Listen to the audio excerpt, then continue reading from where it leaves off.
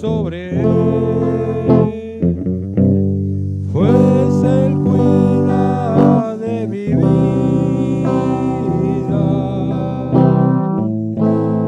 Él es mi paz. Él es mi paz.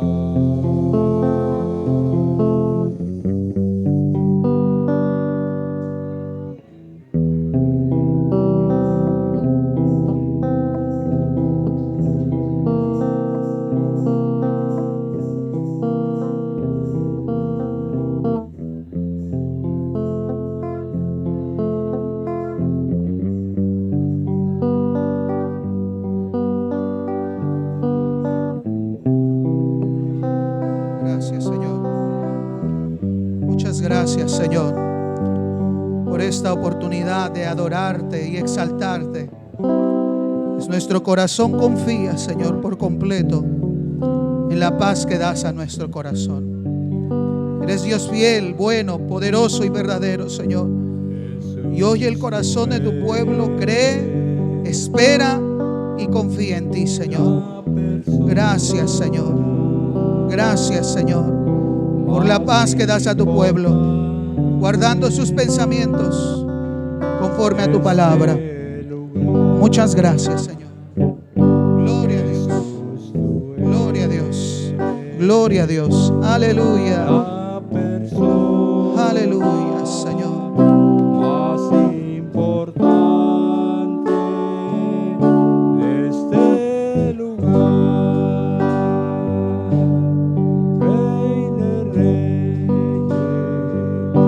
Señor de señores. Entones de canto al Señor. Levante sus manos Es aquel y diga: Señor, tú eres el Rey de mi que vida, mi vida cambió, de mi corazón, de mi familia, Rey de y descanso en ti. reyes, Espero en ti, Señor. Señor de señores. Gracias, Dios eterno. Es Muchas gracias, Señor. que mi Aleluya. vida cambió. Gloria a Cristo. ¿Quiere darle un fuerte aplauso al Señor en esta tarde y decirle: eres el Rey de mi vida, de mi corazón? Gracias, Señor. Señor, en esta tarde te pido en tu gracia y en tu verdad que tú nos ayudes a entender el consejo de tu palabra. Como iglesia hemos derramado nuestro corazón en alabanza y adoración a ti, Señor, pero también necesitamos ser alimentados espiritualmente. Habla nuestra vida. Puedes decirle, iglesia, en esta tarde: el Señor habla mi vida para que tú bendigas mi familia. Ayúdanos a entender tu palabra. Danos esa sabiduría que viene bajo el temor hacia ti, Señor. Ayúdanos en esta tarde y que nuestro corazón sea ministrado por el poder de tu presencia y el poder de tu palabra, en el nombre de Jesús. Amén y amén. Iglesia, yo les voy a invitar a que abran sus Biblias en el libro del profeta Jeremías, capítulo 7. Y mire la coincidencia, porque hoy en la escuela dominical fue el capítulo que tocó leer, Jeremías capítulo 7. Y hoy vamos a hablar un tema, hermanos, respecto a el pasaje que vamos a leer. Jeremías capítulo 7, desde el versículo 1 hasta el versículo 20. Gloria a Dios. Quiero que preste atención, hermanos, a lo que la palabra del Señor dice. Palabra de Jehová que vino a Jeremías diciendo: ponte a la puerta de la casa de Jehová y proclama esta palabra y di: oíd palabra de Jehová, todo Judá, los que entráis por estas puertas para adorar a Jehová. Así ha dicho Jehová de los ejércitos, Dios de Israel: mejorad vuestros caminos y vuestras obras, y os haré morar en este lugar. No fiéis en palabras de mentira, diciendo: templo de Jehová, templo de Jehová, templo de Jehová es este. Pero si mejorareis cumplidamente vuestros caminos y vuestras obras, si con verdad hiciereis justicias entre el hombre y su prójimo, y no oprimiereis al extranjero, al huérfano y a la viuda, ni en este lugar derramaréis la sangre inocente, ni anduviereis en pos de dioses ajenos para mal vuestro, os haré morar en este lugar, en la tierra que di a vuestros padres para siempre. He aquí vosotros confiáis en palabras de mentira que no aprovechan, hurtando, matando, adulterando, jurando en falso e incensando a Baal y andando tras dioses extraños que no conocisteis. Vendréis y os pondréis delante de mí en esta casa sobre la cual es invocado mi nombre y diréis: librados somos, para seguir haciendo todas estas abominaciones. Es cueva de ladrones delante de vuestros ojos esta casa sobre la cual es invocado mi nombre. He aquí que también yo lo veo, dice Jehová. Andad ahora a mi lugar en Silo, donde hice morar mi nombre al principio, y ved lo que hice por la maldad de mi pueblo Israel. Ahora pues, por cuanto vosotros habéis hecho todas estas obras, dice Jehová, y aunque os hable desde temprano y sin cesar, no oísteis, y os llamé y no respondisteis. Haré también a esta casa sobre la cual es invocado mi nombre, en la que vosotros confiáis, y a este lugar que di a vosotros y a vuestros padres, como hice a Silo. Os echaré de mi presencia, como echaré a todos vuestros hermanos, a toda la generación de Efraín. Tú pues no ores por este pueblo, ni levantes por ellos clamor ni oración, ni me ruegues, porque no te oiré. ¿No ves lo que estos hacen en las ciudades de Judá y en las calles de Jerusalén? Los hijos recogen la leña, los padres encienden el fuego, y las mujeres amasan la masa para hacer tortas a la reina del cielo y para hacer ofrendas a dioses ajenos, para provocarme a ira. ¿Me provocarán ellos a ira?, dice Jehová. ¿No obran más bien ellos mismos su propia confusión? Por tanto, así ha dicho Jehová el Señor: he aquí que mi furor y mi ira se derramarán sobre este lugar, sobre los hombres, sobre los animales, sobre los árboles del campo y sobre los frutos de la tierra. Se encenderán y no se apagarán. Tome su lugar, hermanos.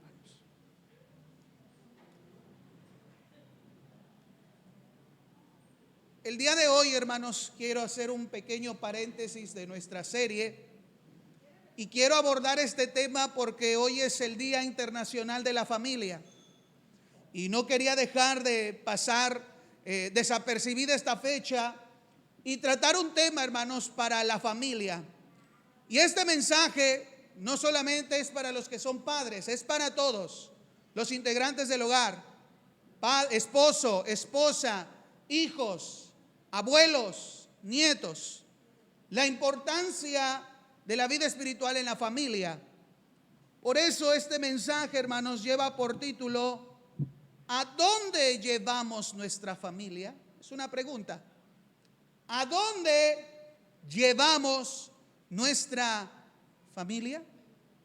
Y el propósito que vamos a ver en esta tarde es reconocer, iglesia, el impacto espiritual de nuestras decisiones en la familia.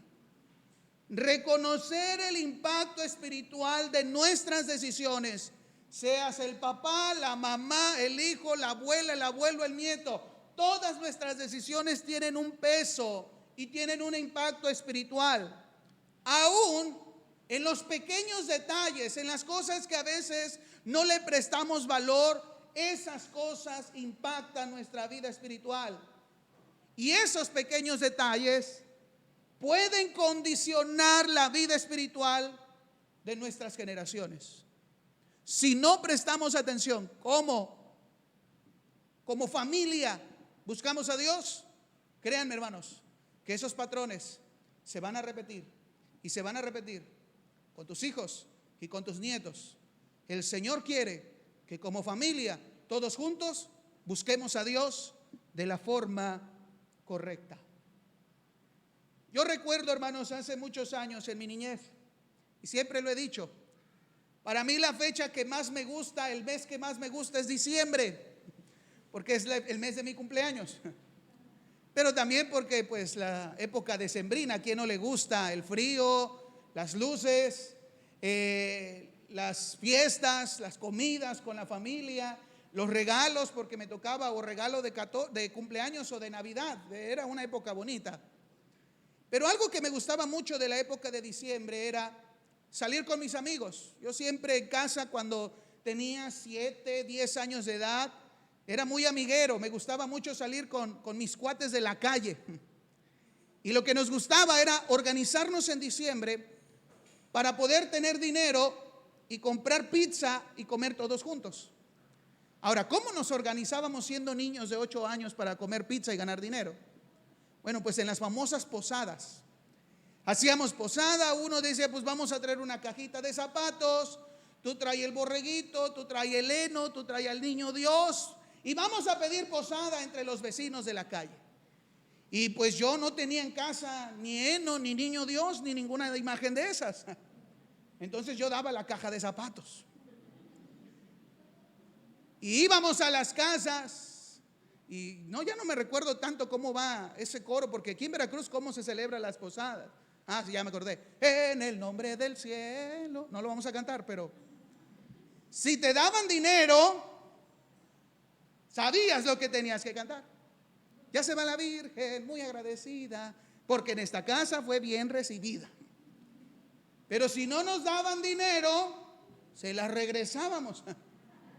Se va muy desconsolada, porque en esta casa no te dieron. Ah, también han ido, ¿verdad?, a pedir posada. Y yo iba y me gustaba. 3 días de pedir posada ya nos alcanzaba para 2 pizzas, un refresco de 2,5 litros, y los cuates de la colonia éramos felices. Hasta que un día mi mamá me dijo y me señaló y me dijo, a ver, ven para acá. ¿Tú crees que estás haciendo bien? Pues sí, es pizza, es comida, es los amigos. ¿Sabes? Que en la calle saben los vecinos que somos cristianos. Y tú estás participando en algo que no te edifica. ¿Cómo que ya se va la Virgen? Pero mamá, es que son los amigos, el fútbol, la pizza. Sí, pero ¿tu testimonio? Y otra fecha que a mí me gustaba mucho, que va a la par, no sé si es el primero o segundo martes de diciembre, el 7 de diciembre, que es la fecha del niño perdido, que esa costumbre la tenemos mucho aquí en Poza Rica. Poner velitas. Y qué bonitas se ven las calles de noche y las luces. Y entre mis amigos decía, ven, vamos a poner, y en toda la calle. Entonces yo me asomaba, si no salía mi mamá, y no salía la hermana Blanca, entonces pásame la vela. Y las poníamos, y ay, qué bonito. Antes no había celular y tómate foto. Era algo que se disfrutaba más ahora, que porque hay tanto celular con los niños. Pero lo mismo, eso lo hace un cristiano. ¿Qué les estás enseñando? Que están bien sus tradiciones, que no están basadas en la Biblia. Pero yo de niño sentía que era bueno, era correcto, era pues, algo tradicional que uno puede hacer. Pero mis amados hermanos, pequeñas cosas, pequeños detalles insignificantes que permitimos pueden traer grandes consecuencias. Hay una cita en el libro de Cantares, capítulo 2, versículo 15, la siguiente diapositiva. Es un texto que todos hemos oído y conocemos. Cazad las zorras pequeñas, esas zorras pequeñas que echan a perder ¿qué? La viña. Aunque el contexto de este versículo tiene que ver con las dificultades dentro de una relación amorosa entre el hombre y la mujer, que si no arreglan esas situaciones de disgusto, molestia, esas pequeñas cosas pueden traer la destrucción de la relación amorosa. Pero este texto se puede aplicar para ciertas áreas en nuestra vida que si nosotros permitimos, serán esas pequeñas zorritas insignificantes, pero que al final la viña la va a echar a perder, se la va a comer y no vas a tener nada. Y así, hermanos, en la familia, en nuestras vidas, en el hogar, permitimos ciertas cosas que sabemos que no son para nuestra edificación y que al final producen, y quiero recalcar esta idea, muerte espiritual en quienes la permiten como en que las hacen.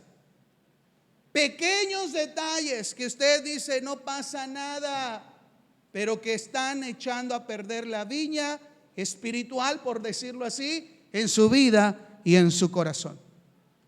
Por eso quiero hablarles, iglesia, en esta tarde, lo que Jeremías expone en el capítulo 7 y en el capítulo 8 de Jeremías.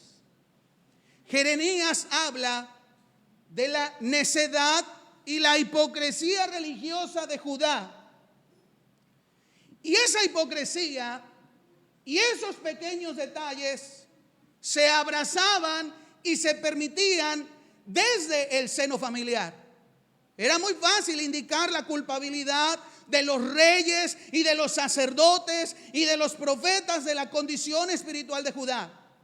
Pero en el capítulo 7 y 8, Dios da un mensaje por medio del profeta y va a la raíz del problema de la hipocresía espiritual de una nación. Y eso se estaba dando desde la familia. Pequeños detalles que muchos pueden pasar por alto, pero que al final condicionan la vida espiritual, tanto en el presente como en el futuro. Por eso en la siguiente lámina, ¿qué vamos a hablar? Vamos a ver en primer lugar la predicación de Jeremías que se dio en la puerta del templo. Un lugar muy especial y simbólico. La predicación de Jeremías en la puerta del templo. Lo podemos ver en Jeremías capítulo 7, versículo 2. Dios le dice a Jeremías: ponte a la puerta de la casa de Jehová y di esta palabra. Todo lo que leímos respecto al capítulo 7 y 8, ¿en dónde lo dijo Jeremías? En la puerta de ¿qué lugar? No fuera ni la calle ni la plaza pública, era el lugar más importante y más sagrado para los judíos, la puerta del templo. ¿Por qué, hermanos? Porque era ahí donde los judíos iban a adorar a Jehová, iban a ofrecer oraciones, iban a ofrecer sacrificios por sus pecados. El templo era el lugar donde Dios había prometido que su presencia iba a estar e iba a escuchar la oración de su pueblo siempre. El templo representaba un espacio físico donde el pueblo podía acercarse a Dios y cumplir sus mandamientos. Pero una cosa es muy diferente, lo que en teoría debe de ser la esencia del templo y lo que realmente practicaba el pueblo. Por eso Dios le dice a Jeremías: ve a la puerta del templo y di, oíd palabra de Jehová. No era palabra de hombre, era el Señor hablando por medio del profeta. Los que entráis por estas puertas, ¿para qué? Mira el versículo 2. ¿A qué iban al templo? A adorar a Dios, a ofrecer sacrificios, a acercarse a Dios, a vivir su vida religiosa. Si nos quedamos con estos primeros dos versículos, uno puede decir: bueno, entonces viene un mensaje de parte de Dios para animar, para bendecir al pueblo, porque el pueblo está yendo al templo a adorar a Dios. Si nos quedamos ahí, terminamos el sermón y vámonos. Pero no, mis amados hermanos. El hecho de que Judá iba a adorar a Dios no significa que realmente estaban adorando a Dios. Y hoy en día, no porque digamos ser una familia cristiana quiere decir que realmente vivimos para Cristo. No porque realmente esté en una iglesia quiere decir que mi vida está rendida en adoración. Tengo que ver qué es lo que va más allá, lo que yo creo, siento, pienso. Es cómo está mi vida. Por eso Dios, el mensaje es: no para gente pagana, no para gente extranjera, era para el pueblo de Dios que iba a la casa de Dios a adorar. Pero el problema es que ellos no estaban adorando verdaderamente a Dios. Estaban cumpliendo la ley, estaban yendo al templo, estaban entregando sus sacrificios, pero no estaban adorando al Señor. Y eso nos debe de poner a reflexionar cada uno de nosotros como cristianos. Puedo cumplir ciertos requisitos de ser un denominado cristiano, pero eso no quiere decir que realmente sea un hijo de Dios. Así que Jeremías da este mensaje en el capítulo 7. Pero a mí me gusta ubicar, hermanos, este capítulo 7 en el contexto histórico en el cual sucedió este relato.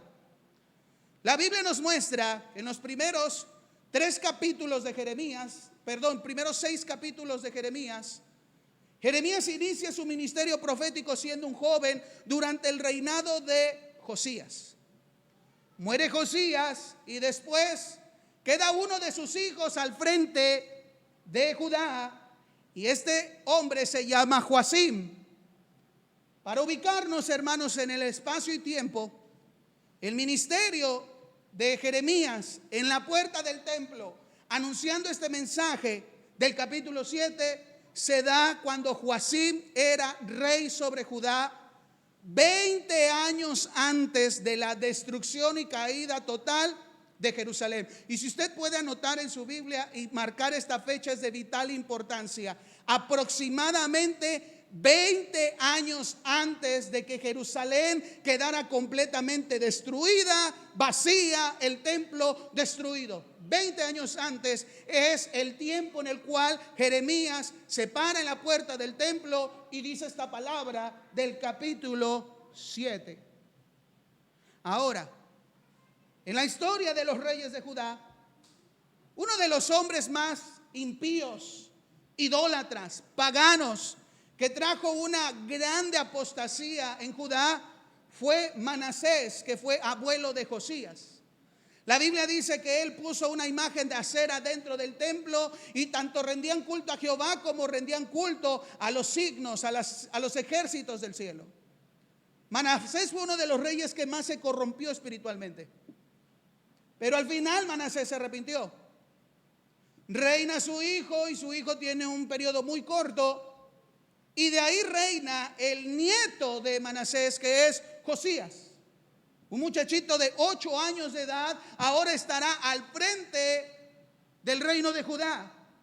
Y nosotros vemos en la Biblia que Josías hizo reformas en el pueblo, reformas espirituales que impactaron la vida espiritual de toda una nación, destruyendo los lugares altos, encontrando la ley y leyéndola para que se cumpliera. Pero mis amados hermanos, esa reforma espiritual fue parcial. Durante el tiempo de Josías, Dios introduce a Jeremías en su ministerio profético para animar las reformas que Josías quería hacer. Al final Josías gobierna ciertos años, porque Josías muere a la edad de 39 años, y de repente vuelve a entrar un caos en Judá. De hecho, cuando Dios ve el corazón de Josías para que el pueblo vuelva a Dios, Dios sigue en pie en su palabra que iba a castigar y a disciplinar a Judá, solo que no lo iba a hacer en el tiempo de Josías. Pero una vez muerto Josías, vuelve el desorden, y no solo el desorden público, también el desorden espiritual. Y ahí vuelve en el escenario Joacim, y la Biblia dice que Joacim hizo lo malo ante los ojos del Señor. Joacim quiso confiarse en Egipto, tuvo que pagarle tributo a Egipto, y por lo tanto en el pueblo, en la época de Joacim, había un sincretismo, que es la siguiente diapositiva. Los teólogos denominan un sincretismo en la sociedad. ¿Qué es sincretismo? Es combinar ciertas tradiciones y creencias religiosas de una religión y otra. Quiere decir que en el tiempo de Joacim, el pueblo buscaba a Jehová, iba al templo de Jehová, ofrecía sus sacrificios a Jehová, pero a la vez hacía las cosas de otros dioses, quemándole incienso a Baal y adorando a la reina del cielo. Eso es lo que era el sincretismo en esta época. Ellos creían que estaban bien, aunque venían después de una reforma, eso se perdió. Y esta era la condición espiritual de Judá. Adoraban en el templo al Señor, pero al mismo tiempo incensaban a Baal y rendían culto ¿a quién? A la reina del cielo.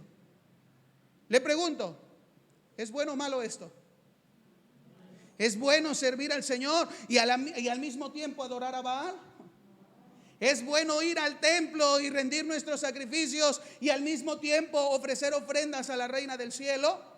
Claro que no. Por eso Dios tiene que enviar una palabra fuerte para exhortar y señalar el pecado de Judá, que lo que estaban haciendo era incorrecto.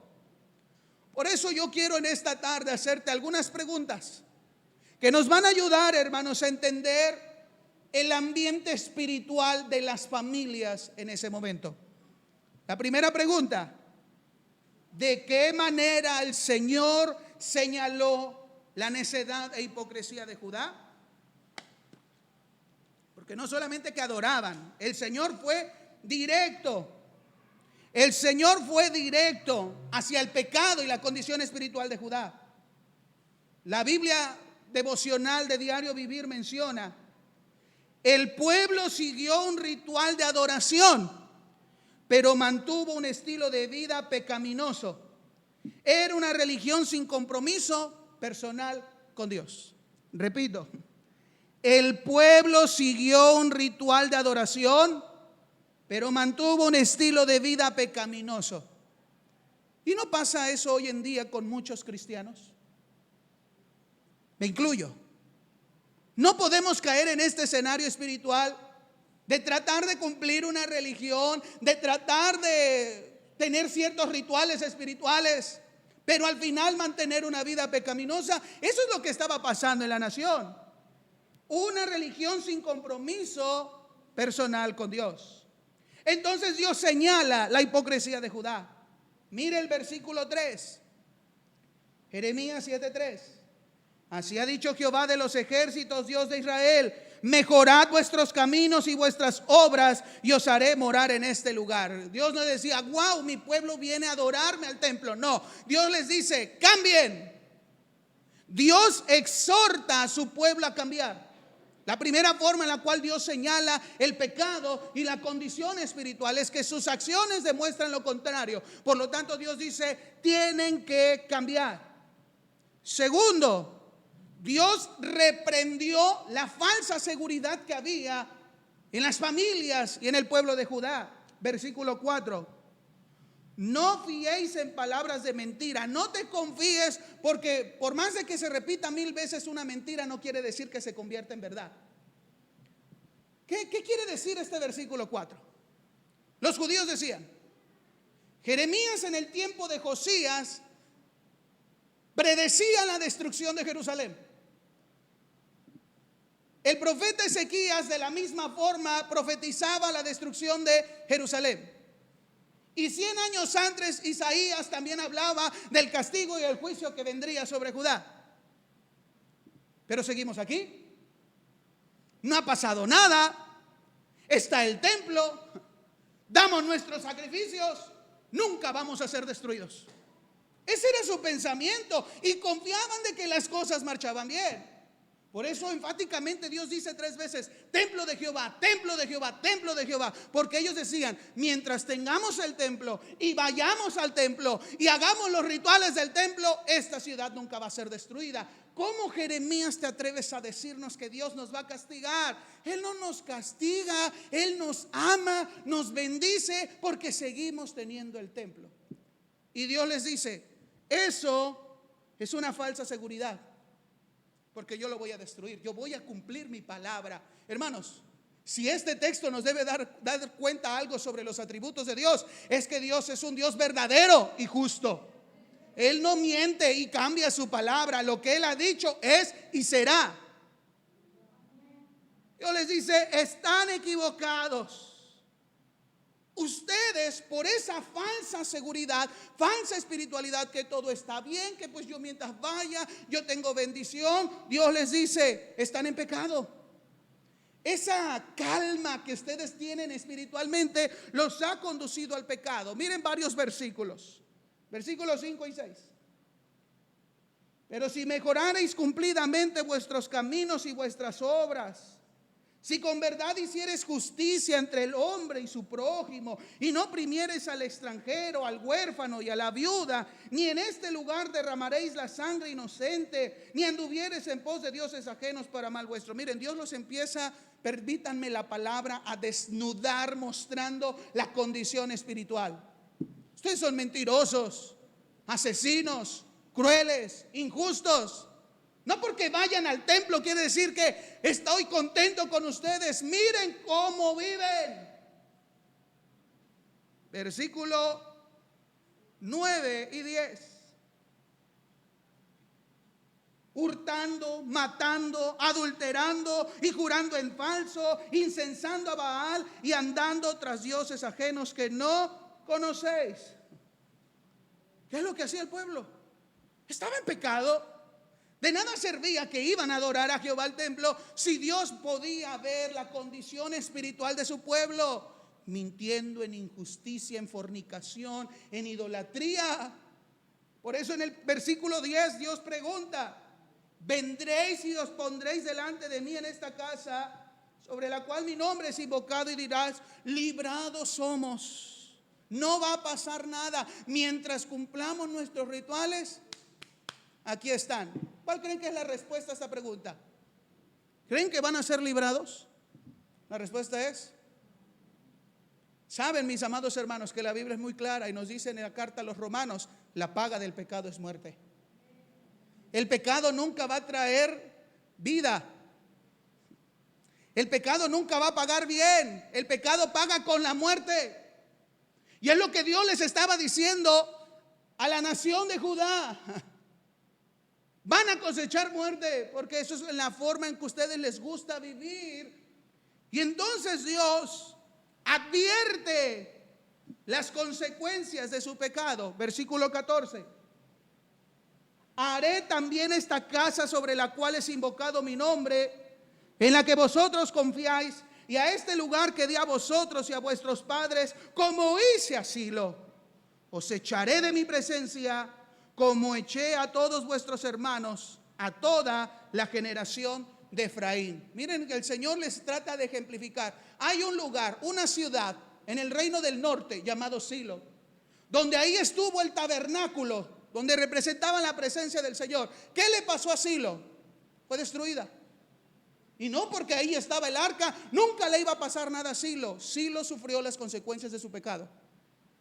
Miren a sus hermanos del norte, Efraín, Israel, fueron llevados cautivos por los asirios hace 100 años atrás.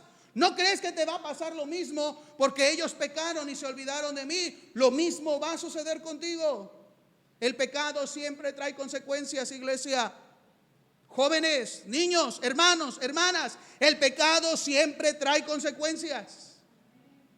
Y les dice, les va a suceder lo mismo. Entonces, entre más clara es la advertencia, entonces ya es cuestión del corazón de las personas. Entonces, esta fue la manera en que Dios señaló detalladamente la condición espiritual de Judá. Pero la siguiente pregunta que quiero hacer en esta tarde, de acuerdo al texto: ¿cuál es el ejemplo más claro de esa necedad e hipocresía de los de Judá? ¿Cuál es la punta del iceberg que demuestra la condición muerta espiritual de Judá? Y Dios da la respuesta a esta pregunta en Jeremías 7, versículos 17 y 18. La respuesta es que el pecado se toleraba, se enseñaba y se practicaba desde el hogar. Esa es la raíz de la condición espiritual de Judá. Porque desde el seno familiar se enseñaba, se practicaba y se toleraba el pecado. Y esto lo debemos de aprender, hermanos, los que son padres de familia. ¿Quieres que tus hijos sean de bien y busquen al Señor? Fíjate qué cosas en tu hogar se tolera, se practica y se enseña el pecado. Porque esa fue la razón de lo que pasó en Judá. ¿Quiere leer conmigo en el versículo 17 y 18? ¿No ves los que estos hacen en las ciudades de Judá y en las calles de Jerusalén? Miren la escena familiar. Los hijos recogen la leña, los padres encienden el fuego y las mujeres amasan la masa para hacer tortas a la reina del cielo y para hacer ofrendas a dioses ajenos para provocarme a ira. Era una participación de todos los miembros de la familia. Nadie quedaba fuera. Hasta si el perro le hubiera tocado llevar una leña, también hubiera salido ahí el perro. Pero no salió. Todos los miembros de la familia, padres e hijos, de una u otra forma sencilla, inofensiva, que cualquier persona hacía, participaban en un culto a una diosa pagana. La reina del cielo era una diosa babilónica, Istar. Era la diosa del amor y la fertilidad. Y hoy en día, familias siguen rindiendo culto, buscando el éxito, el amor y la felicidad y la prosperidad, sacrificando la vida espiritual de sus almas y la de sus hijos. Porque ellos sabían que confiar en Jehová, obedecer sus mandamientos y esperar en Él iba a ser la respuesta de bendición, seguridad y prosperidad. Pero ellos no querían ese camino, lo aparentaban, pero ellos veían que con esta diosa, con pequeñas cosas como solo preparar una ofrenda, tú ibas a recibir amor. ¿No es lo que hoy mucha gente busca? Amor y sentirse bien. ¿No es lo que hoy muchos padres de familia, ante los problemas que pueden enfrentar en sus matrimonios, primero están ellos y después sus hijos? Necesito yo primero estar bien para después preocuparme por mis hijos. Y piensan que lo están haciendo, pero déjenme decirlo, hermanos, no. Tu éxito y tu felicidad no depende de las cosas que quieras o te dé este mundo, depende de Dios. Tu prosperidad igual. ¿Cuántos padres en la adoración a esta reina del cielo y la prosperidad quieren o piensan? Tal vez yo de niño o niña tuve muchas carencias, pero me voy a esforzar, voy a trabajar y voy a tener todo lo que no pude tener en mi infancia para que no les falte nada a mis hijos. En teoría está bien, es correcto, pero muchas veces estás sacrificando la vida espiritual de ellos por un trabajo que te está matando todos los días. Y estás descuidando las necesidades físicas y espirituales de tu familia por tener. Mira, tu hijo puede tener el iPhone más nuevo. Mira, puede tener la ropa mejor, la más cara, la de moda. Puede tener todo lo que quieras, pero si no tiene a Cristo, no tiene nada. Pero te esfuerzas tanto en tu adoración al Dios de este mundo que descuidas la vida espiritual. Y eso es lo que estaba pasando en Judá. Eso es lo que estaba pasando. Dios señala la participación individual de los miembros de la familia. Los hijos recogían ¿qué? El esposo encendía él y la esposa. La pregunta es, ¿era lo que Dios quería que existiera en la vida espiritual dentro del hogar? Que el niñito fuera con la leña para participar en este culto y que el padre prendiera el fuego y que la mujer hiciera la masa. ¿Eso era lo que Dios espiritualmente quería para la familia? ¿Qué es lo que Dios quería dentro del seno familiar? Vaya conmigo a Deuteronomio capítulo 6.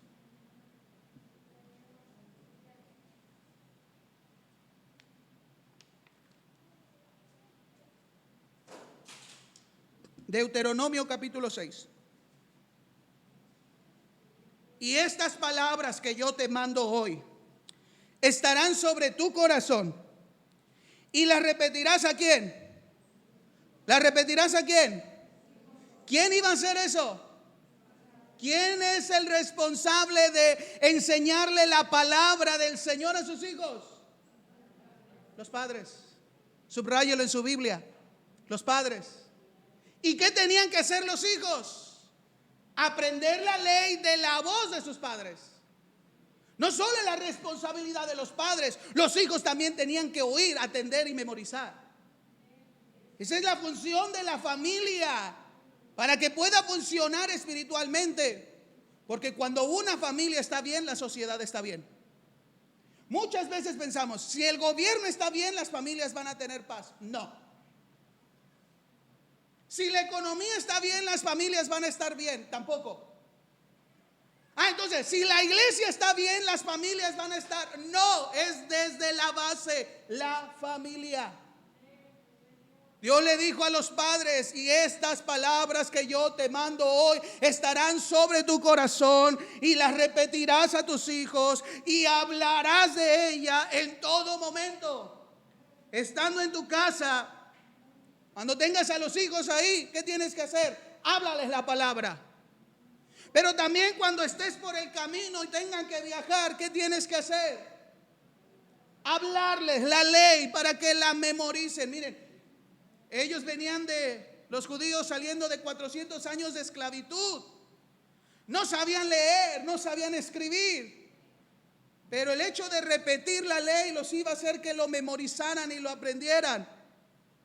Es lo que el Señor quería, que todos conocieran. Y no solamente al andar por el camino, cuando te acuestes y cuando te levantes, en todo tiempo. La palabra, la ley, los estatutos, los decretos de Dios, porque era la forma en que grandes y chicos iban a aprender a temer al Señor y obedecerle para tener bendición. El problema, que los padres no lo hicieron, y los hijos sufrieron las consecuencias de lo que los padres dejaron de hacer. Porque imagínense ahora esta escena. Imagínense una familia que realmente ama, obedece a Dios y cumple este mandamiento. Y hay problemas en Judá, porque después en el capítulo 14 nos habla, en la época de Joacim hay una gran sequía, que no había llovido y no había forma de producir, no había alimento. Imagínate cuando no hay trabajo, te despiden y no hay que pagar. Se aprieta todo, ¿verdad? Y hay que responder a esto. Entonces, ¿qué pensaron? Si el Señor nos está castigando y no hay comida, vamos a ofrecerle a la diosa del cielo, a la reina del cielo, porque ella es la diosa de la fertilidad y de la producción. A ver si ella sí nos da. Pero si un niño que fue instruido en la palabra de Dios, ¿qué es lo que tenía que haber dicho? No, papi, no, mami. La ley dice que no tenemos que adorar a otros dioses. El niño tenía que saber la ley para tomar una decisión correcta. Imagínate el niño: papá, tengo mucha hambre. Y la mujer: viejo, ¿qué hacemos? No hay que comer y pagar. Y el hombre en su desesperación: tráeme leña, mujer, vas a preparar esto, voy a poner el fuego. Aunque sea le ofrecemos una ofrenda a la diosa del cielo, a ver si ya vamos a tener suerte. La mujer que conoce la ley, al escucharla, a la voz de su marido, hubiera dicho: viejo, no, eso está prohibido. Vamos a esperar en Jehová. Pero no lo hizo. Ahora imagínense la mujer desesperada porque tiene hambre, el hijo tiene hambre y no funcionan las cosas. Creo, amor, las cosas van mal, las cosas están difíciles, hay que hacer algo. Mira, yo escuché que allá empezaron a ofrecer ofrendas a la diosa del cielo y les empezó a ir bien. Yo creo, viejito, vamos a hacer lo mismo, es que estamos en un problema. El hombre dice: amor, ni te atrevas a volver a decir eso en esta casa, está prohibido por la ley. Pero el hombre tampoco lo hizo. Tanto el hombre era responsable de la caída espiritual de la familia, la mujer también era responsable de la caída espiritual de la familia. Y los hijos que tenían que saber la ley en su pequeña decisión de solo ir a recoger la leña, también eran responsables. Solo que ellos en el grado de que fueron orillados por sus padres, pero eso no iba a limitar que un niño en su pleno juicio y conciencia dijera, si mamá y papá lo dicen, lo tengo que hacer. El niño tenía que haber dicho, la ley papá y mamá, aunque estemos mal, tenemos que esperar en el Señor y no adorar a dioses paganos. Pero ninguno lo hizo, hermanos. Y esta situación espiritual dentro de la familia trajo consecuencias. La tercera pregunta. Tercera. Consecuencias.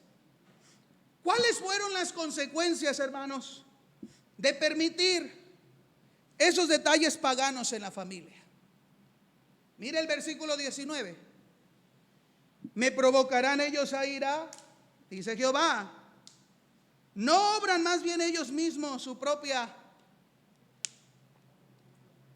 confusión? ¿Quién se está metiendo más en el lodo? Dice el Señor.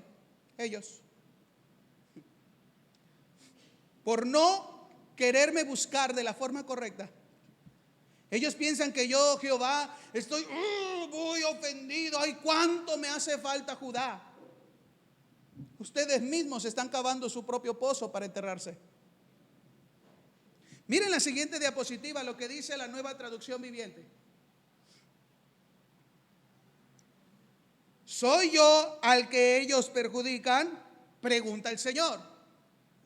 Más que nada se perjudican a sí mismos para su propia vergüenza. Familia, padres de familia, cuando no estás buscando a Dios de la forma correcta, te estás haciendo daño a ti mismo. Y le estás haciendo daño a tus hijos. Y vas a afectar a tus generaciones. Hijos, cuando tienes un conocimiento del Señor y no haces lo correcto, estás afectando tu vida, como también estás afectando la vida de tus padres. Y vas a afectar la vida de tus generaciones. Nosotros mismos vamos a sufrir las consecuencias de nuestros actos. Por eso la Biblia dice, todo lo que el hombre sembrare, eso va a cosechar. Si en nuestra vida no sembramos vida espiritual buscando a Dios, no esperes cosechar bendiciones de Dios. No lo va a ver, hermanos. Y esto no lo digo yo, lo dice Dios por medio de su palabra. Y fue una palabra dura para que el pueblo viera su condición espiritual. Van a sufrir las consecuencias. Los padres, tanto el que prendió el fuego, como quien hizo la masa, como también el que trajo la leña para el fuego, para hacer esa torta, van a sufrir las consecuencias. Y no solamente ellos, también sus futuras generaciones. Yo les pregunto, padres de familia, ¿quieres eso para tus hijos? Padres de familia, ¿quieres eso para tus nietos? ¿Verdad que no? Entonces hay que preocuparnos de la condición espiritual del hogar. Los que son hijos y conocen del Señor, ¿quieres que Dios te bendiga?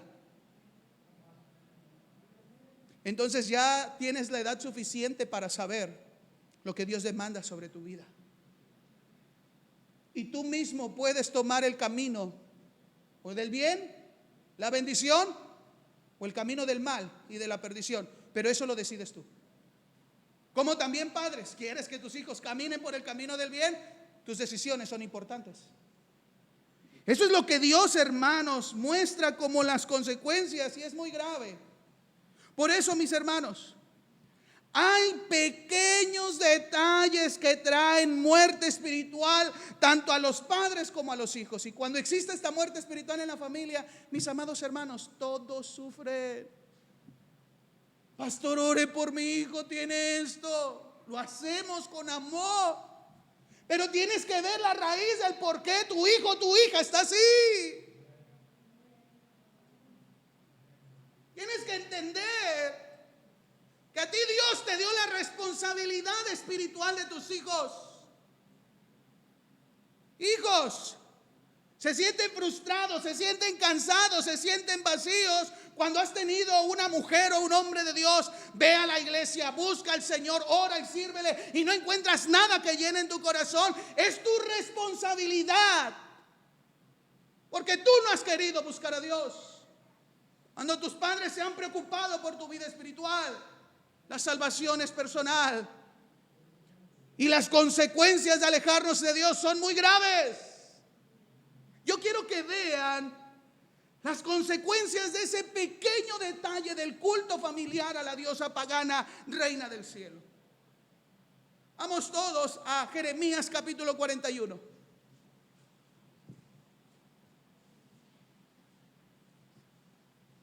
No sé si hay otra diapositiva. Gracias.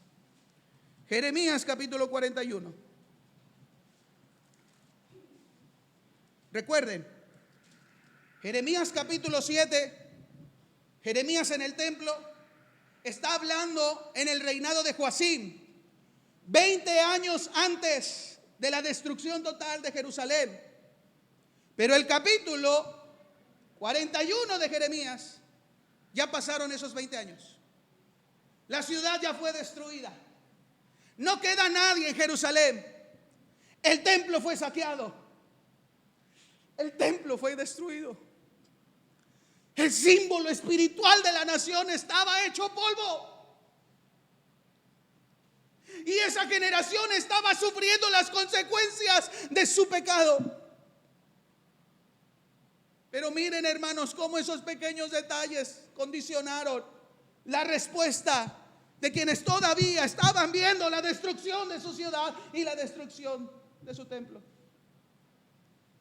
En Jeremías 41, 17, quedaron solo los pobres, los que no tenían casa. Un pequeño grupo de personas quedó en Jerusalén, porque por varias etapas y años Nabucodonosor se había llevado primero a los príncipes y a los jóvenes a su corte real.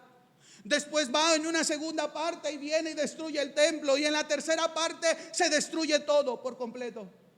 Y solo quedan unas pequeñas personas. Vamos a suponer, porque no tengo la cifra, pero vamos a suponer que en Jerusalén vivían 600,000 personas. Y de esas 600,000 personas solamente quedaron 40,000. ¿Pueden dimensionar la magnitud del desastre de la nación de Judá a causa de su condición espiritual? Entonces pareciera que fue duro el castigo y era tiempo de escarmentar, era tiempo de reflexionar. Y dice en el versículo 17 del capítulo 41, los que quedaron habitaron en Gerut-Kinam. Gerut-Kinam está cerca de Belén, al sur de Jerusalén, a fin de ir y meterse a Egipto.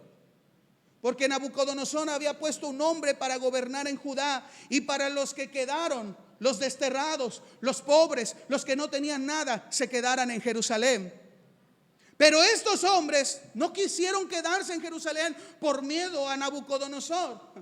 Les robaron todo, les quitaron todo, les destruyeron todo. Ni loco me quedo en Jerusalén. Eso te lo dice el sentido común. Entonces ellos dicen, vámonos, patitas, ¿para qué las quiero? Y se van a Belén. Y en Belén se reúne todo el pueblo. Dice en el capítulo 42, versículo 1, vienen los oficiales que quedaron. Vino todo el pueblo, desde el menor hasta el mayor. Subraya esta parte, desde el menor hasta el mayor. Y entonces fueron ¿con quién? Versículo 2. ¿Con quién fueron el pueblo que habían quedado después de la destrucción? 42:2. Fueron con el profeta Jeremías. Ahora sí, ¿verdad? Y eso es lo que es nuestra naturaleza. Mientras a nosotros nos vaya bien. Pero cuando viene Dios y nos lleva a un proceso y nos llama a causa de nuestro pecado, ay sí, Dios, ahora sí dime, ¿qué es lo que quieres que haga? Eso es lo que estaba haciendo el pueblo. Por 40 años Jeremías estuvo predicando, arrepiéntanse, arrepiéntanse, vendrá juicio, y nunca le hicieron caso. Ahora sí, vienen al profeta Jeremías y mira el versículo 2. Acepta ahora nuestro ruego delante de ti. Ruega por nosotros a Jehová tu Dios por todo este resto, pues de muchos hemos quedado unos pocos.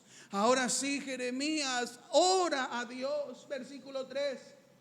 Para que Jehová tu Dios nos enseñe el camino por donde vayamos y lo que hacemos de hacer. Uno diría, gloria a Dios.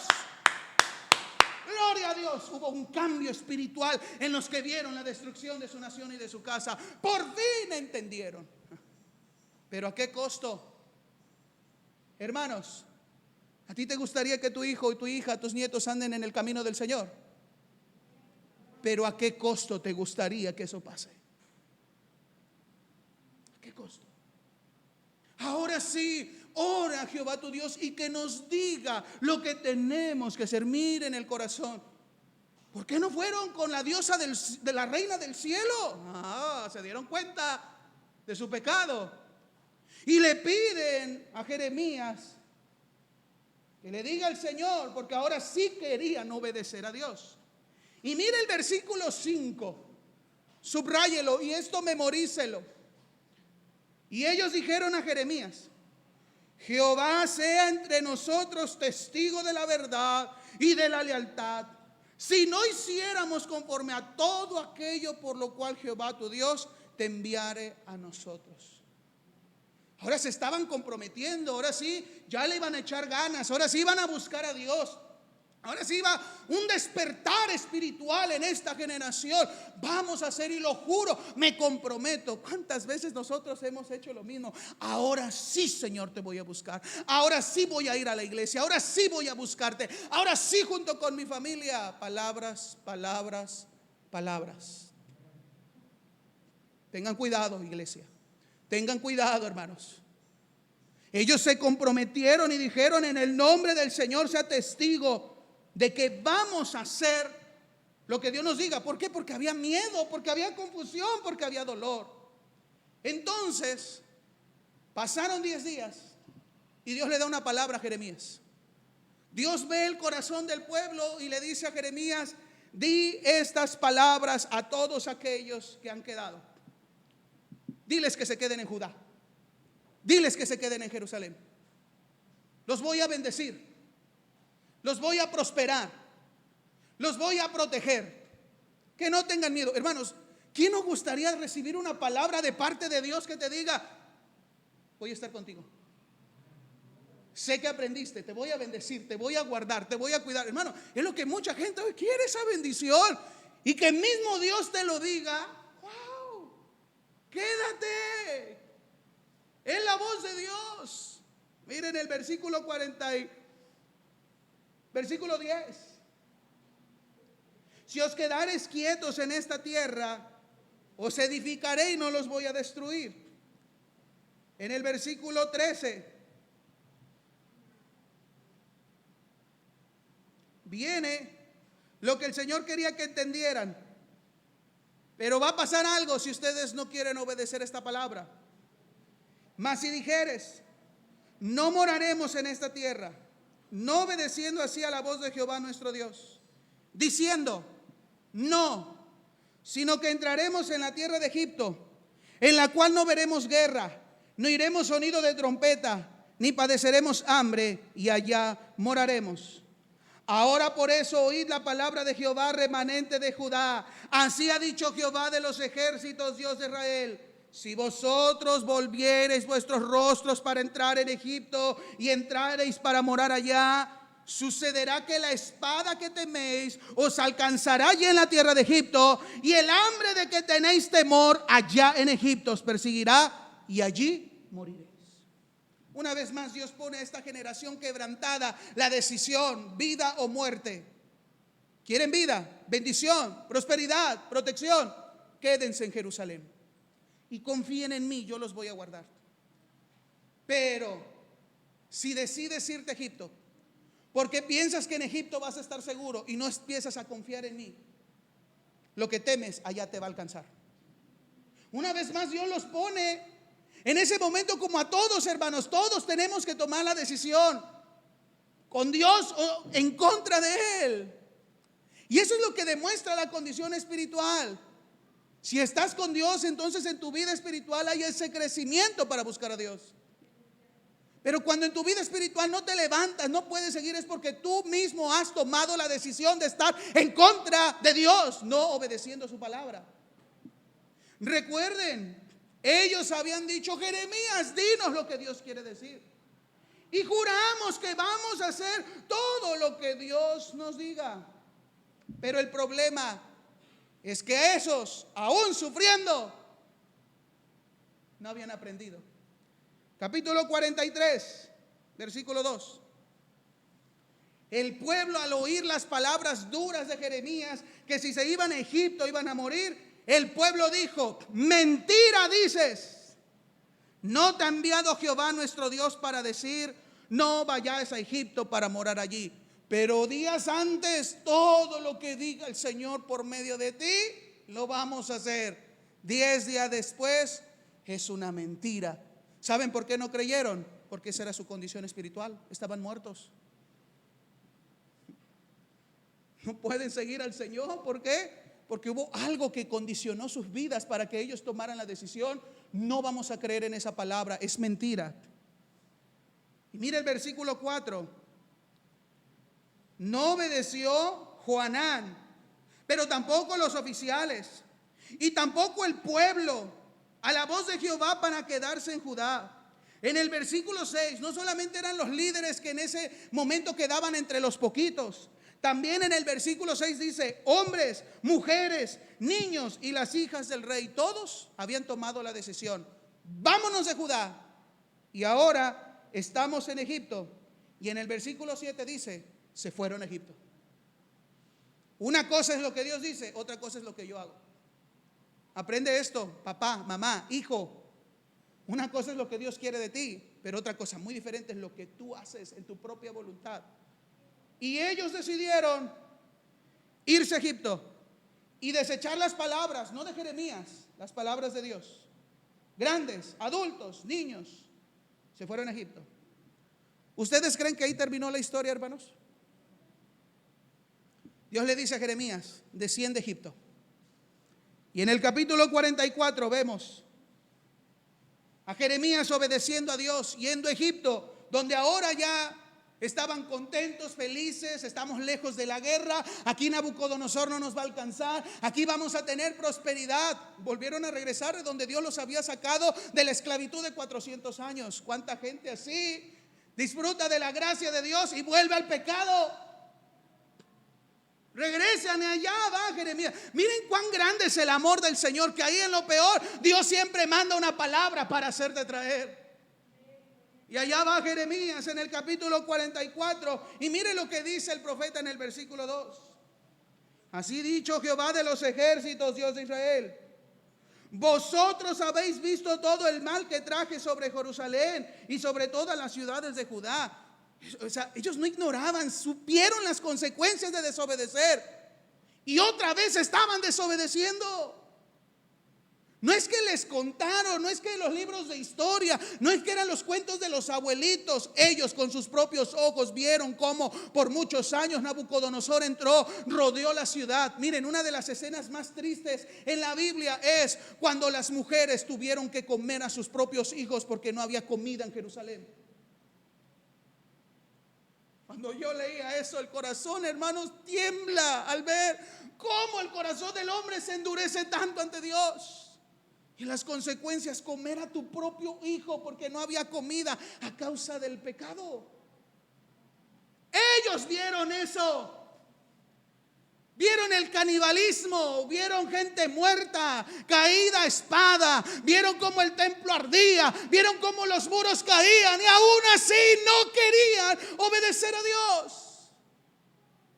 Jeremías les dice: ustedes lo han visto. Versículo 5. Pero no oyeron, ni inclinaron su oído para convertirse de su maldad. Versículo 7. Así dice el Señor: ¿por qué hacéis tan grande mal contra vosotros mismos? Ese mal no te lo está haciendo Dios. Tú mismo te estás buscando ese destino. Iglesia, tú mismo, tú misma, hijos, tú mismo, tú misma, al tomar las decisiones en contra de Dios, te estás haciendo daño. Vosotros mismos para ser destruidos, el hombre, la mujer, el muchacho y el niño de pecho en medio de Judá. Y lo iban a sufrir todos. Lo iban a sufrir. Nadie se iba a escapar. Padres de familia, Si no cuidas la vida espiritual de tu vida y la de tus hijos, ¿crees que ellos van a escapar?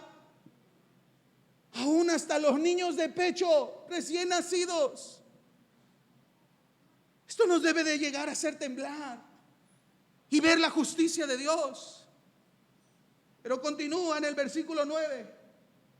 Os habéis olvidado de las maldades de vuestros padres, de las maldades de los reyes de Judá, de las maldades de sus mujeres, de vuestras maldades y de las maldades de vuestras mujeres que hicieron en la tierra de Judá y en las calles de Jerusalén. Miren la última parte de esta pregunta.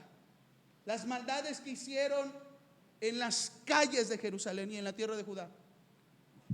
¿No son las mismas frases que Jeremías en el capítulo 7, versículo 17 pregunta: ¿qué no ven lo que hacen en las calles y lo que hacen en Jerusalén? Los niños recogen leña, los padres prenden el fuego, las mujeres amasan la masa para hacer tortas a la reina del cielo. Son las mismas palabras. Eso quiere decir que los padres de 20 años atrás habían muerto, o algunos quedaban ahí.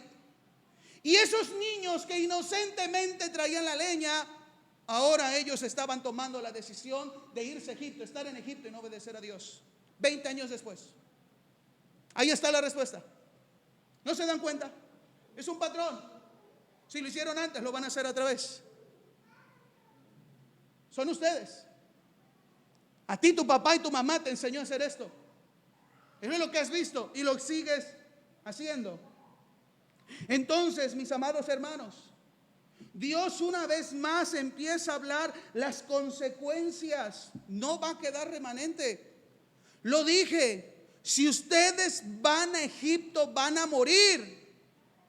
Y lo vuelve a decir en el capítulo 44 el Señor: van a morir a espada, van a sentir hambre y muy pocos, pero muy pocos van a regresar a Judá. Era la sentencia de Dios, no cambiaba nada. Pero lo que me sorprende es, a pesar de que otra vez Dios decía lo que iba a pasar, la respuesta de esa generación que 20 años antes estaban acostumbrados a esta práctica pagana. Mira el capítulo 44, versículo 15. La respuesta que ellos dieron, aun cuando Jeremías tiene que ir a Egipto y avisarles. Entonces todos los que sabían que sus mujeres habían ofrecido incienso a dioses ajenos, y todas las mujeres que estaban presentes, una gran concurrencia, y todo el pueblo que habitaba en tierra de Egipto, en Patros, respondieron a Jeremías diciendo: la palabra que nos has hablado en nombre de Jehová no la vamos a oír. Miren la dureza del corazón de esta generación. Sino que ciertamente pondremos por obra toda palabra que ha salido de nuestra boca. No es la palabra de Dios, es lo que yo quiero. Y así muchos están actuando. Es mi decisión, es lo que yo quiero hacer. Para ofrecer incienso, ¿a quién? Porque ellos lo que habían practicado y sabían: vamos a ofrecer incienso a la reina del cielo, vamos a derramar libaciones, como hemos hecho nosotros y nuestros padres. Esa es la generación de los niños que llevaban la leña. Ahora ellos, como lo vieron en casa, como sus padres lo hicieron, nosotros también vamos a ofrecer ofrenda a la reina del cielo. Nuestros reyes, nuestros príncipes en las ciudades de Judá y en las plazas de Jerusalén. Y tuvimos abundancia de pan y estuvimos alegres y no vimos mal alguno.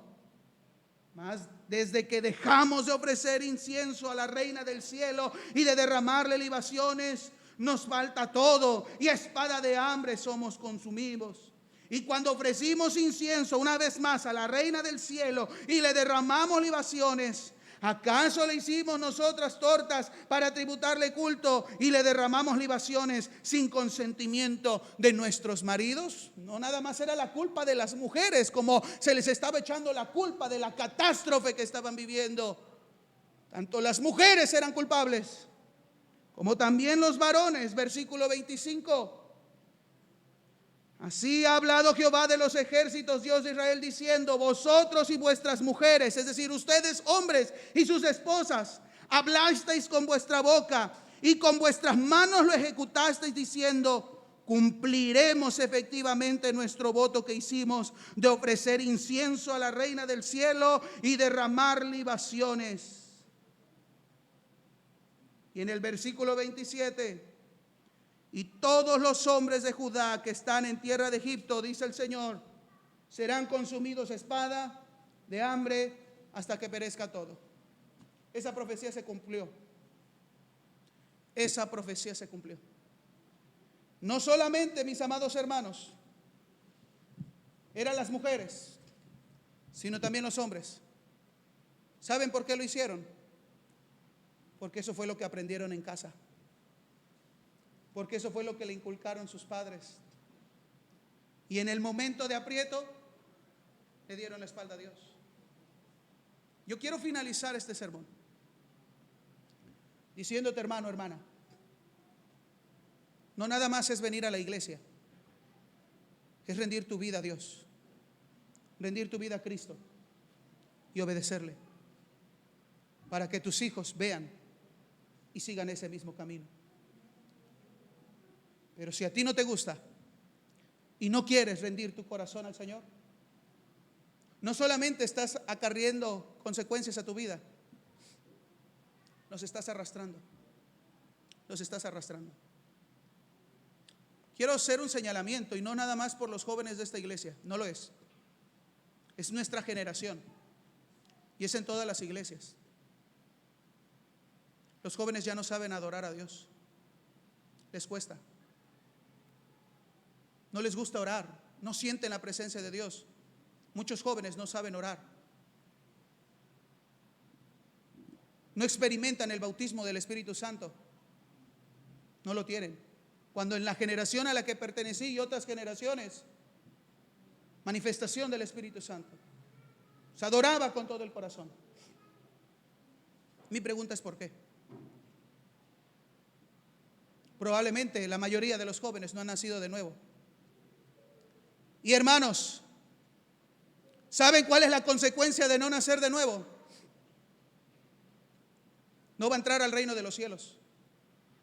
Tal vez tú sí, pero tus hijos no.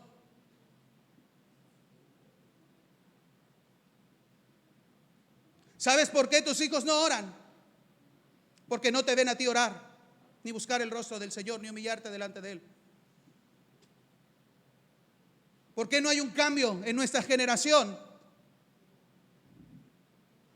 Porque rindes culto a Jehová, pero también rindes culto a la Reina del Cielo. Y no hablo de una diosa pagana. Estás buscando tu propio amor, tu propia felicidad, tu propia comodidad, tu propio progreso a costa de la salud y de la vida espiritual de tu familia.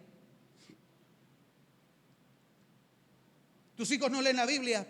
¿Quieres que tengan fe? Necesitan conocer la palabra de Dios. Pero ¿sabes por qué no tienen fe? Porque probablemente a ti, mujer o hermano, no te den leyendo la Biblia.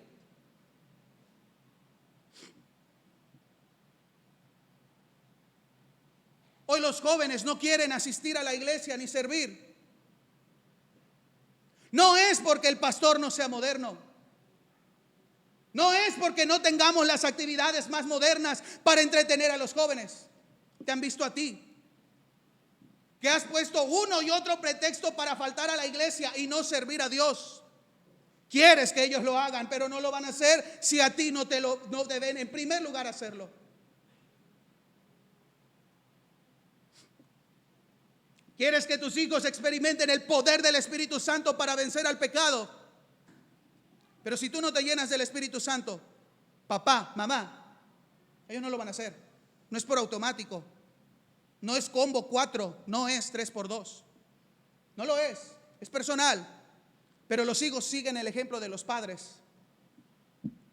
Llegas al templo y no vienes a este altar a rendir tu alabanza y adoración y entrega tu corazón al Señor. No lo haces. Quieres que tus hijos lo hagan, pero si tú no lo haces. Es que son los maestros de escuela dominical, es que es el pastor, es que es el líder de jóvenes, es que no hay música, es que no.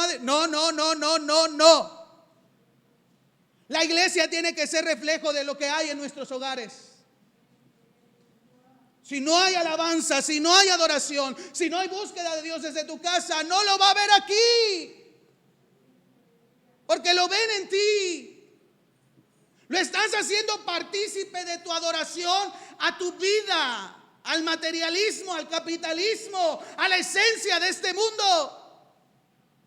¿No te has dado cuenta que esos pequeños detalles estás haciendo que tu hijo participe llevando la leña para el fuego? Y no va a pasar hasta que tu padre, hermano, hermana, te levantes a buscar del Señor. Y créeme, ellos van a ver el ejemplo. Pero ellos van a estar en la libre decisión, porque todos tenemos ese libre albedrío si realmente hacer lo que tú en verdad estás haciendo o no. Manasés es el claro ejemplo. Venía de un padre que se había entregado por completo al Señor, que Dios le permitió y le perdonó y le dio 15 años más de vida. Tenía un ejemplo de buscar y servir al Señor. Solo que Manasés tomó la otra decisión. Hijos, si todavía cuentas con el respaldo espiritual de una mujer o de un hombre, ve a la iglesia, busca a Dios, ora, conságrate, dile no al pecado. Tienes una grande bendición, pero es tu decisión aceptar, tomar, sujetarte o rechazarla. Pero es tu decisión, es tuya. Dios en su misericordia te hablará una y otra vez, pero a veces es demasiado tarde. Y cuando ya sufrimos las consecuencias del pecado, ahora sí, Señor, Dios te dije antes.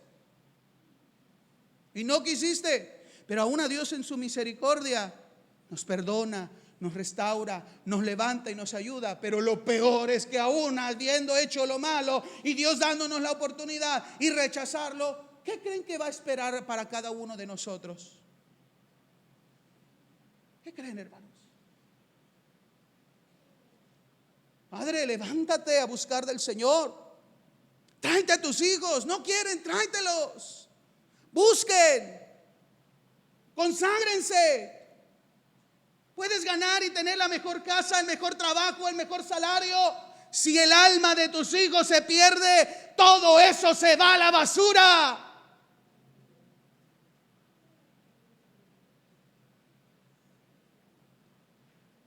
El infierno es real. Y la doctrina del infierno que la Biblia nos dice es el lugar preparado para aquellos que viven en pecado y en desobediencia a Dios. Es un lugar de tormento y de sufrimiento. ¿Te imaginas ver a tu hijo dentro de las llamas del infierno? Y si nos tocara estar ahí, ¿qué crees que tu hijo te va a decir? Mamita, papito, no quiero estar aquí. ¿Por qué estoy aquí? Ayúdame. No lo van a decir, porque en ese lugar no está la presencia de Dios. Y los sentimientos de los humanos afloran en resentimiento, porque ahí maldicen a Dios. Aquel hijo que tanto amas, consientes y le permites todo, te van a decir: ¿por qué nunca me dijiste que estaba mal? ¿Por qué nunca pusiste un límite? Te van a maldecir, los vas a desconocer, y esa será su situación por toda la eternidad. Dios es justo. Todos queremos estar en el cielo y disfrutar, sí, pero para entrar allá hubo un costo, la sangre de Cristo. Y el hombre necesita creer y arrepentirse. ¿Arrepentirse de qué? De sus malos caminos y obedecer y vivir para Dios. Tú puedes este mensaje oírlo, creerlo, rechazarlo, pero Dios está hablando a tu vida. Mira la condición espiritual de tu alma y la de tu familia. Porque estando en el cielo va a haber un gozo glorioso ver a nuestros seres queridos contemplando la gloria, la hermosura, la majestad de nuestro Rey. Pero el infierno también es real. También es real.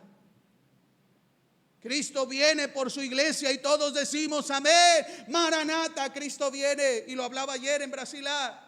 Qué bueno que estemos nuestro deseo de esforzarnos hasta llegar a ese momento glorioso que cuando Cristo venga por su iglesia. Pero ¿está usted consciente de lo que va a pasar en el mundo después de que la iglesia no esté en este lugar? Los peores días de la humanidad. Los peores.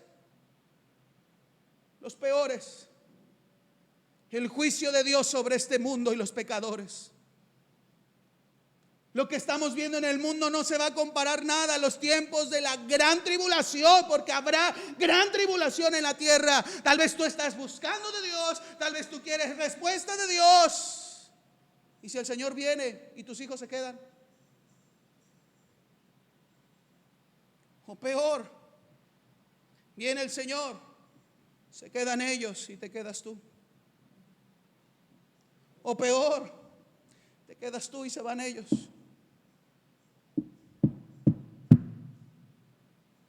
¿Qué va a pasar, hermanos? Ayer que llegué de Brasilar, mi esposa salió en mandado y estaba viendo un documental de la Segunda Guerra Mundial y un capítulo entero de lo que fue la bomba nuclear en Hiroshima y Nagasaki ese 5 de agosto de 1945. Las imágenes, yo estaba llorando en mi casa, estaba ver el sufrimiento, el dolor. Y eso puede volver a pasar con esta guerra. Los corazones de los hombres endurecidos. Y mi mente va a lo que dice la palabra de Dios cuando sean los tiempos finales. La guerra de guerras. La destrucción masiva, el dolor que va a haber, no se compara en nada a las imágenes que vi ayer. Y luego en mi mente recordaba, peor será el sufrimiento del infierno. Cuando Dios nos da la oportunidad de vida y salvación, pero somos nosotros los que aceptamos el regalo o lo rechazamos. Y a los que son padres, Dios quiere que desde el seno familiar, que todos sean salvos. Para que seas salvo tú y toda tu casa, es el deseo de Dios. Que todos procedan al arrepentimiento, es el deseo de Dios. Pero nosotros nos resistimos a que realmente disfrutemos ese deseo. Mis amados hermanos, los cambios suceden en casa. En casa. Hijos, preocúpense por su salvación. No crean que el Señor va a venir y te vas a agarrar del pie de mamá o papá. No. Esposos, cuando el Señor venga, vas a parpadear y no te vas a dar cuenta. Serán un abrir y cerrar de ojos. Vas a buscar a tu esposa, vas a buscar a tus hijos y no los vas a encontrar. Y habrá un fuerte vacío y dolor en tu corazón. ¿Por qué no busqué a Dios cuando era el tiempo de buscarle? No es en automático, se va y me voy. No. Mujer, tampoco. Si tus hijos o tu esposo no quiere, busca del Señor, pero también preocúpate por la vida espiritual de ellos. Toda la familia. Yo les pregunto, ¿qué estamos haciendo? ¿Qué estamos esperando? ¿Qué pequeños detalles permitimos en casa que está generando muerte espiritual? Reconozcámoslo. Arrepintámonos. Vengamos a la gracia del Señor y caminemos en la verdad todos los días hasta el fin. Sea que el Señor nos llame a su presencia o venga por su iglesia. Si eres abuelita, preocúpate también por la salvación de tus nietos.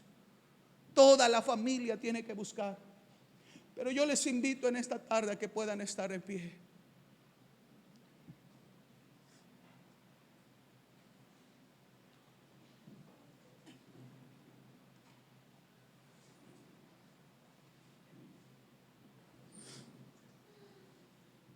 Y si vienes con tu hijo, con tu familia, tómalo de la mano. Y vas a venir a este altar. No comprometiéndote como los hombres de Judá que dijeron, vamos a hacer todo lo que Dios dice, y al final no lo hicieron. Esas palabras no valen. es tu corazón. Y vas a tomar, varón, la mano de tu esposa si está aquí. Y vas a orar a Dios y te vas a preguntar en tu mente, ¿a dónde quieres estar en la eternidad? Y si te estás preocupando de ayudar a tu cónyuge para caminar juntos al Señor. Y si tienes a tus hijos, los vas a tomar y los vas a traer. ¿A dónde quieres que estén tus hijos? ¿Cómo quieres que sea la vida espiritual de tus hijos?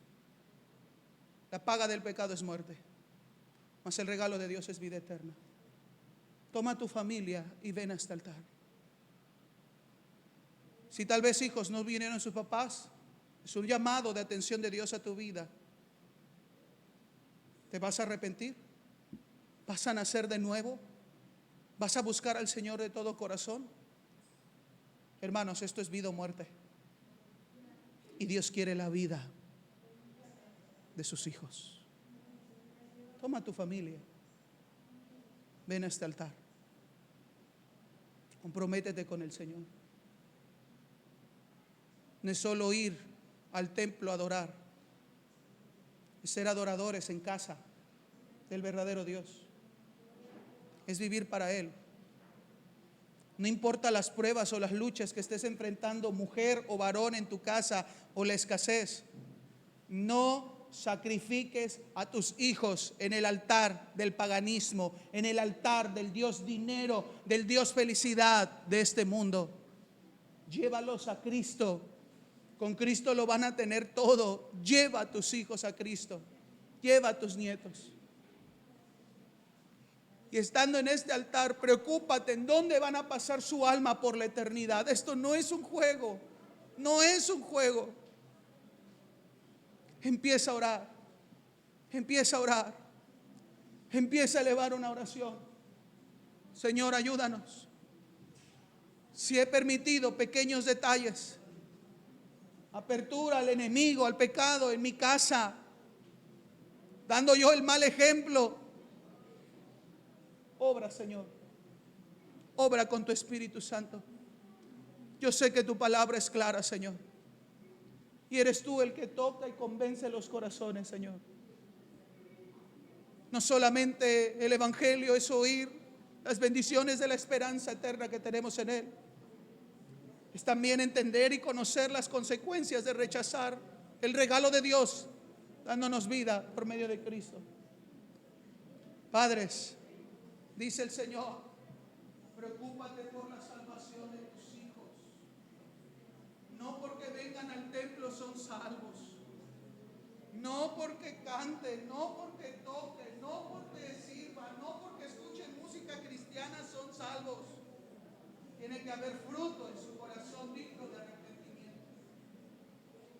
Pero para que eso suceda, varón de Dios, tienes que guiar a tu familia al Señor y levantarte.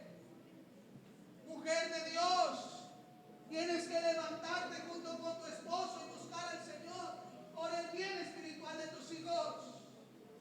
Hijos, conoces de la palabra de Dios, tienes que tomar una decisión.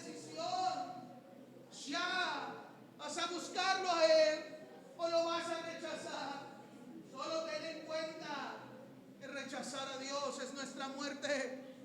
Empiecen a orar, familia, y díganle: Señor, ayúdanos, que en nuestra familia haya vida espiritual, que en nuestro hogar haya comunión en ti, que podamos juntos buscarte, que podamos esforzarnos y no permitir al enemigo destruir el alma de nuestra familia. Buscarte más. No esperes que ellos solos vengan a la iglesia. Te están viendo a ti. Si tú no quieres ir, ellos no van a ir. Si tú no quieres orar, ellos no van a orar. Si ellos no quieren, si tú no quieres buscar del Espíritu, tampoco lo van a hacer. Solo pregúntate: ¿a dónde se irá su alma? Si hoy el Señor viniera por su pueblo, verdad, el Evangelio es salvación, pero también es un choque con nuestra realidad. Ora, ora, levántate, esfuérzate. Dile: hijo, hija, tienes que arrepentirte. Tienes que conocer tu necesidad de salvación. Padre, cierra aquellas cosas que estás permitiendo que el pecado y los deseos carnales en tus hijos los sigan alimentando. Ya no le digas, ven por la leña. Vayan a la presencia de Dios. Vayan a buscar de Dios. Padre, ¿cuál es tu responsabilidad? ¿Cuál es tu responsabilidad? Oh Señor, en esta tarde bendice los hogares y ayúdanos a entender tu palabra, Señor, y ponerla en obra. Y Dios, fuiste claro una y otra vez enviando palabra por medio del profeta Jeremías. Pero esa generación se resistió. Esa generación no quiso y sufrió las consecuencias. Murieron en Egipto. Pero te pido, Padre, que esta generación no se resista. Que esta generación realmente actúe en los verdaderos cambios. A buscarte a ti con todo el corazón. Desde los más grandes hasta los más pequeños. En el nombre de Jesús de Nazaret. En el nombre de Jesús, Señor. Toca el corazón, Señor. Que los jóvenes se den cuenta de su necesidad de nacer de nuevo. Oh, humíllate, varón. Humíllate, mujer, si sabes que no has hecho lo correcto ante Dios. Arrepiéntete, mejora tus caminos. Y Dios va a bendecir tu vida y la vida de tus hijos. Hijos, ustedes conocen, ustedes tomen la decisión. Ya no juegues con el pecado, ya no juegues con lo que a Dios no le agrada. Si sientes no poder cambiar, acércate a Cristo, Él te va a transformar. Acércate a Cristo, Él te hará libre. Acércate a Cristo, Él te dará las fuerzas. Acércate a Cristo, familia. Acércate a Cristo, familia de la Iglesia Elim. Acércate a tu Señor y Salvador. Es lo que Dios dice.